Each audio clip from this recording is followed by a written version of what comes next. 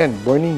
Dito tayo sa Alien Tech Seminar. Siyempre, importante, huwag mo antayin na hingin ng customer mo. Dapat, bigay mo yung best palagi. So, yan, aral para madagdagan yung gumanda yung service na magbigay natin. Gumanda yung tune, gumanda yung takbo lalo. So, yan, kinuha namin is yung advanced petrol and diesel tuning day. Kasi yung basic, yun naman yung ginagawa na natin for more than 5 years na tayo kay Alien Tech. So, at least makilala rin natin yung mga tao from Alien Tech Malaysia. Yan, so, aral-aral muna. Yan, nag-open nga pala ng Alien Tech Philippines. So, para ito easier yung mga nagtutune, dumami yung nagtutune. Pero yun, siyempre kaya sila nagtitraining kasi gusto nila dumami yung nagtutune pero yung mga marunong mag-tune and marunong mag-adjust. Hindi yung dumami lang yung kayang mag-program.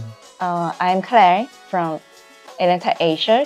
Alien Tech Asia established in 2016.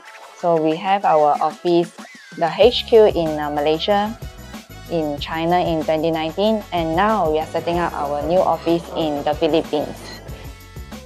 Yan, maganda pa dito, nakilala natin yung mga ibang nag-tune, tsaka yung mga nagre-repair ng ECU dito sa Pilipinas. So, siyempre naniniwala kami na dapat tulong-tulong yung mga tao sa industry, hindi siraan.